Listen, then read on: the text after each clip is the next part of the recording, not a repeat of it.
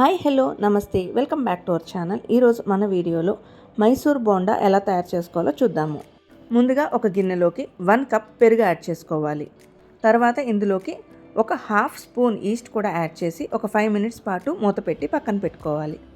East add చేయడం వల్ల బోండాలు చక్కగా పొంగుతాయి.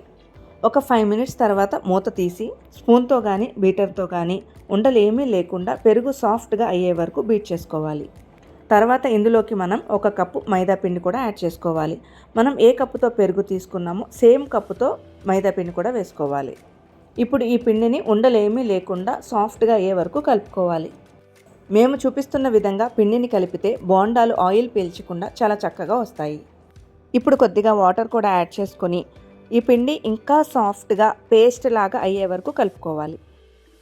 నేను చూపిస్తున్న విధంగా పిండిని ఇలా కలుపుకున్న తర్వాత 4 to 5 అవర్స్ పాటు మూత పెట్టి పక్కన పెట్టుకోవాలి.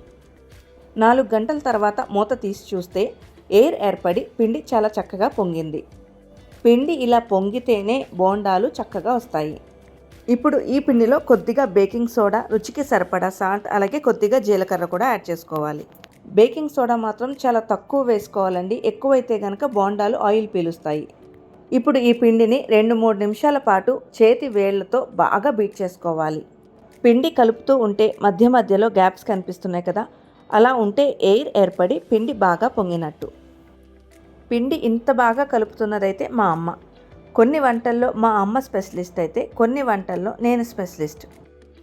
ఇలా కలుపుకున్న పిండిని కొద్ది కొద్దిగా తీసుకొని మనం పునుగులు ఎలా అయితే వేసుకుంటామో అలాగా వేడి వేడి ఆయిల్లో వేసుకోవాలి. చూడండి, ఒకటి వేసి ఇంకొకటి వేసే గ్యాప్లోనే బోండాలు చక్కగా పొంగుతున్నాయి.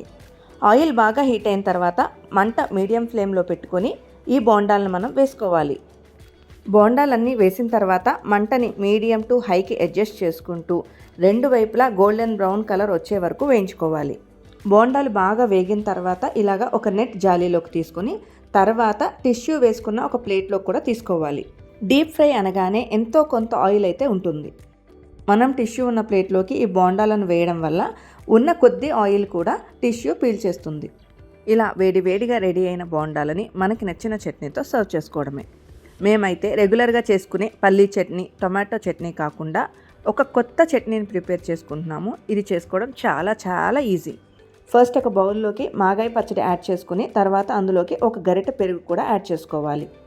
ఇప్పుడు ఒకసారి రెండింటిని బాగా మిక్స్ చేసుకుంటే ఇన్స్టెంట్గా చాలా ఈజీగా ప్రిపేర్ చేసుకునే చట్నీ రెడీ అయిపోయినట్టే.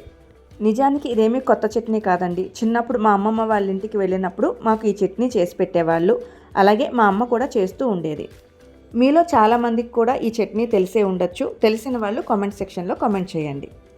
మేమైతే ఈరోజు బోండాలని ఈ ఇన్స్టెంట్ చట్నీతో సర్వ్ చేసుకోబోతున్నాము. మరి మీరు కూడా ఈ బోండాలని ఒకసారి ట్రై చేసి మీకు ఎలా కుదిరినాయో నాకు కామెంట్ సెక్షన్లో ఫీడ్బ్యాక్ ఇవ్వండి. వీడియో నచ్చితే లైక్ చేయండి, షేర్ చేయండి, అలాగే తప్పకుండా మన ఛానల్ని అయితే సబ్స్క్రైబ్ చేయండి. నోటిఫికేషన్స్ కోసం పక్కనున్న బెల్ ఐకాన్ని కూడా యాక్టివేట్ చేసుకోండి. Thanks for watching. Meet you in the next video. Bye.